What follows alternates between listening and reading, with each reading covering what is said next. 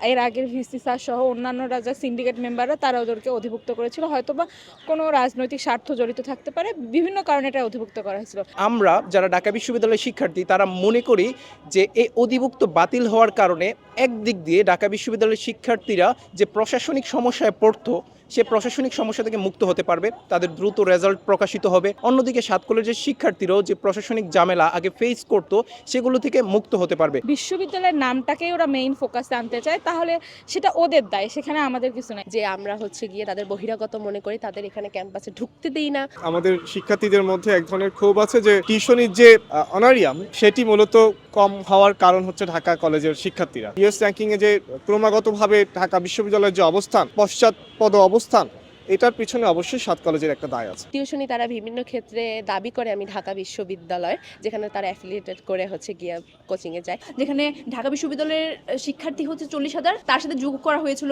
1.5 লাখ। তো এখানে টিচার এবং স্টুডেন্টের রেশিওর কারণে কিউএস র্যাঙ্কিং পিছানো, শিক্ষকদের হচ্ছে তাদের একাডেমিক কাজের যে একটা প্রেশার পড়ে, তাদের সাত কলেজের খাতা তাদের দেখতে হয়, রিসার্চে তাদের যে মনোনিবেশ করার কথা তারা আসলে দেখা যায় যে হয়তো ওই দিকে কন্ট্রিবিউট ঠিকঠাকভাবে করতে পারতেছে না।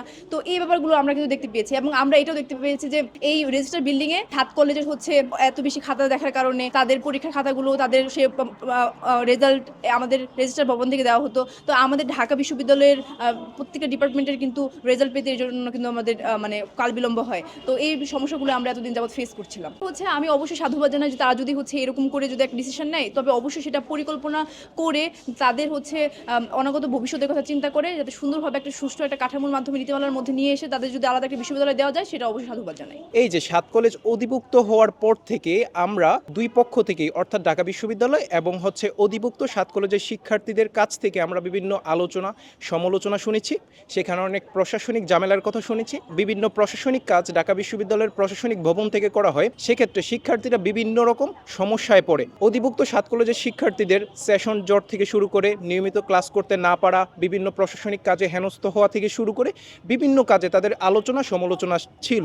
রাষ্ট্রীয় মতামতের ভিত্তিতে সাত কলেজকে ঢাকা বিশ্ববিদ্যালয়ের অধিভুক্ত থেকে বাতিল করা হয়েছে। সর্বোপরি এই উদ্যোগটিকে সাধুবাদ জানাচ্ছি, কারণ আমরা যারা ঢাকা বিশ্ববিদ্যালয়ের শিক্ষার্থী তারা মনে করি যে এই অধিভুক্ত বাতিল হওয়ার কারণে একদিক দিয়ে ঢাকা বিশ্ববিদ্যালয়ের শিক্ষার্থীরা যে প্রশাসনিক সমস্যায় পড়তো সে প্রশাসনিক সমস্যা থেকে মুক্ত হতে পারবে, তাদের দ্রুত রেজাল্ট প্রকাশিত হবে। অন্যদিকে সাত কলেজের শিক্ষার্থীরাও যে প্রশাসনিক ঝামেলা আগে ফেস করতো সেগুলো থেকে মুক্ত হতে পারবে। এর আগের ভিসি স্যার সহ অন্যান্যরা যা সিন্ডিকেট মেম্বাররা তারা ওদেরকে অধিভুক্ত করেছিল, হয়তোবা কোনো রাজনৈতিক স্বার্থ জড়িত থাকতে পারে, বিভিন্ন কারণে এটা অধিভুক্ত করা হয়েছিল।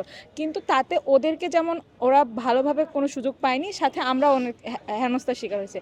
আমরা যেখানে ঢাকা ইউনিভার্সিটির সাধারণ শিক্ষার্থীরা প্রপারলি সুযোগ সুবিধা পায় না, প্রশাসনিক কাঠামো আমাদের অনেক দুর্বল দেখা যাচ্ছে, সামান্য একটা কাজে রেজিস্টার বিল্ডিংয়ে ঘোরাঘুরি করতে হয়, সেখানে সাত কলেজের এতগুলো স্টুডেন্টকে আমাদেরকেই তারা সুযোগ দিতে পারছে না, তাদেরকে কোথা থেকে দিবে?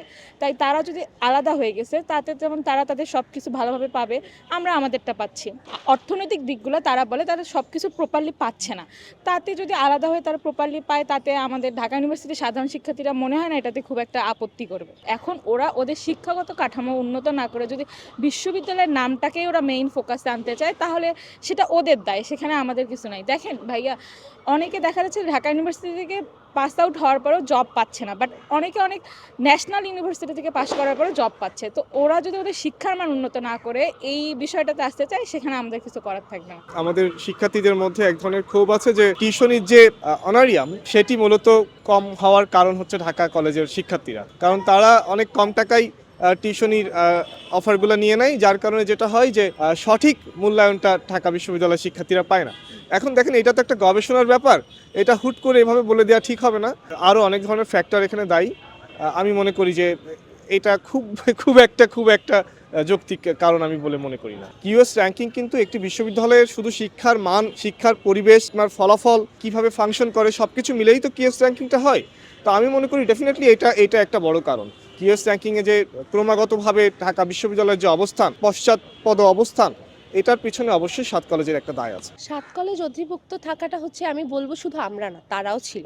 তাদের বিভিন্ন ছিল, আমাদের উপর অভিযোগ ছিল যে আমরা হচ্ছে গিয়ে তাদের বহিরাগত মনে করি, তাদের এখানে ক্যাম্পাসে ঢুকতে দেই না। টিউশনি তারা বিভিন্ন ক্ষেত্রে দাবি করে আমি ঢাকা বিশ্ববিদ্যালয়, যেখানে তারা অ্যাফিলিয়েটেড করে হচ্ছে গিয়ে কোচিংয়ে যায়, সেখানে সেটা মানতে একদমই নারাজ। কিন্তু তারপরে হচ্ছে গিয়ে এটা তাদের ব্যক্তিগত বিষয় না, আমি বলবো না।